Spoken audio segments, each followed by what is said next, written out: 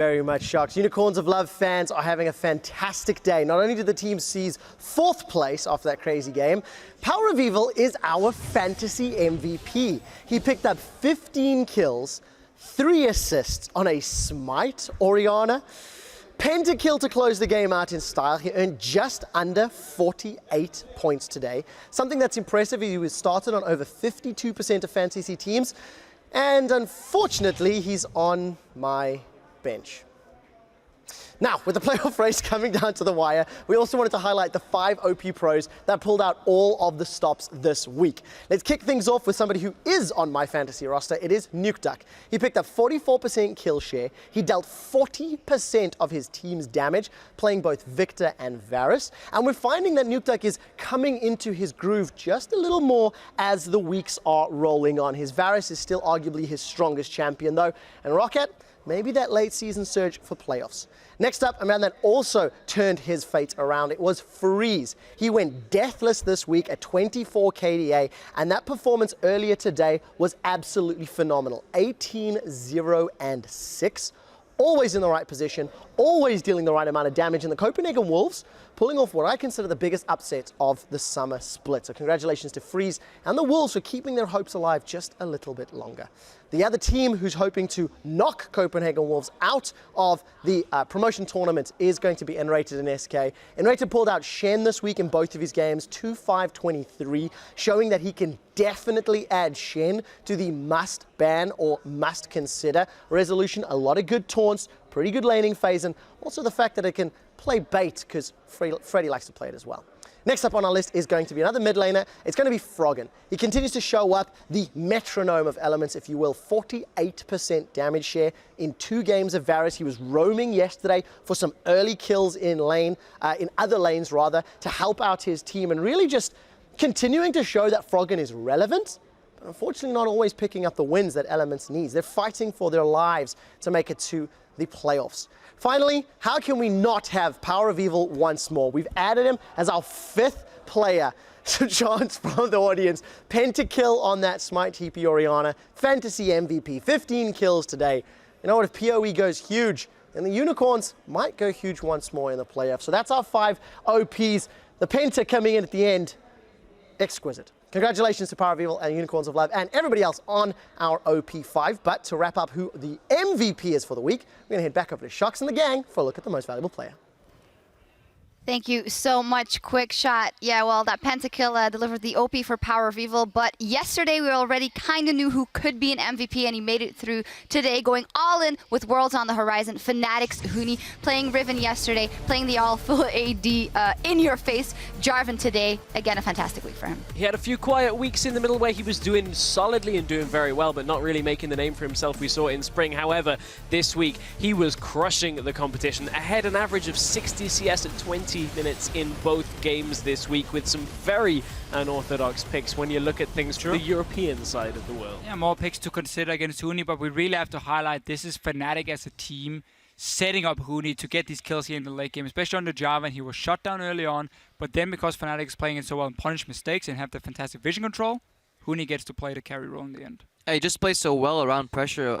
Elements obviously had a counter to him in the Janna in these team fights, so if they grouped up against each other, Huni would have issues trying to find somebody to get out. So he later in the game he just managed to, you know, sneak around, get one pick here, and once he gets that one kill going, he just went on a rampage, sniped out Tabs in the river, later followed up on Froggen in the jungle too. And then if you give them an inch, like they'll take everything. Fnatic as a team holistically, and Huni as a player too, and it's phenomenal to see how he came in just unknown, say half a year ago, and he's totally dominating top lane, and he's, people are saying, yeah, world class. World class, we'll see in a couple in a couple of weeks, maybe. And well, Huni, it's now the, I think, 3rd or 4th MVP for an individual player already for Fnatic this split. Wow, on form. Well, it was a crazy day, and with just 2 games left for each team in the summer split, let's pull up the standings, take a look at that playoff picture. Obviously, Fnatic still reigning supreme there, 16-0. Then Origin and H2K in that battle for 2nd place.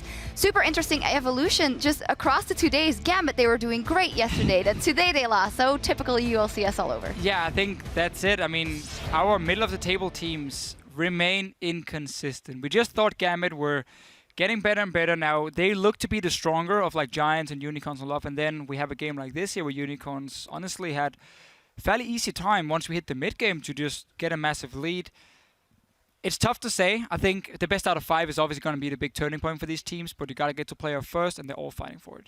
I'm just watching the Wolves right now. The graphics showed it eliminated from playoffs, so that dream is dead, but that dream was long gone, and they were shoo-in for auto-relegation, and they said the impossible task. They have to win 3 games.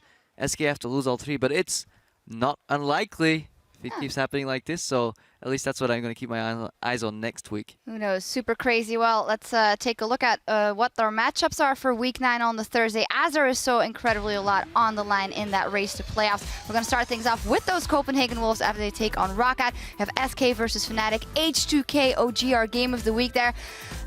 They're all fantastic. What are you guys keeping the biggest eye on? I think the real tense one is the Copenhagen Wolves game, because now they're in basically super sudden death against SK. Whichever team either in Copenhagen Wolves situation loses or SK wins, that's it. Copenhagen Wolves are done. They have to have SK lose and they win to even be in that spot for going into day 2. I just keep looking at the middle of the standings here with these teams fighting. We have Unicorns taking on Giants, basically a head-to-head match for playoff spots. We have Gambit versus Elements as well. Elements want to try and make sure they don't go down to the promotion tournament. And Gambit obviously want to bounce back now and show they are a serious contender in the playoffs as well. So super exciting matches there. Yeah, if you guys are watching that, I'll just watch Fnatic. That's fine. You get Fnatic. They're 16-0 right now. They're on the verge, on the cusp of going 18-0. And then there's always a debate. How much are they experimenting right now? Is Fnatic holding back in terms of practice? You know, are they going lighter on the schedule? Are they really concerned about that win streak? Do they even care? Because the fans care, but does Fnatic as a team really care about that win streak? And which is the Fnatic that is showing up these weeks? Yes, you can argue they stalled with that late game composition, and of course late game they're going to shine. But there are, I wouldn't call it cracks, but there's room for other teams to play against them. But I'm not quite sure if this is the full throttle Fnatic. I feel like they're still charging up. And we'll see in playoffs will definitely confirm a lot of suspicions, and then people can start, you know, calling out each other. We will see what happens, but Week 9 will be incredibly exciting. So mark your calendars, because things will get underway at 6 p.m. Central European Time. That is 9 a.m. Pacific. Whether you're ready or not, well, we're ready already. Anyway, until then, be sure to tune into the North American LCS on Saturday when Teams Over in Los Angeles will be bringing you Cloud9 versus Enemy Esports, Team Impulse versus TSM, and a match between CLG and Team Liquid. Also, so much important action there, as always, gets underway at 9 p.m. Central European Time. That is noon Pacific. And with that, that's all for us here in Berlin. On behalf of myself and everyone here at the European LCS, thank you for joining us, and be sure to meet us back here next week for the final games of the 2015 Summer Split.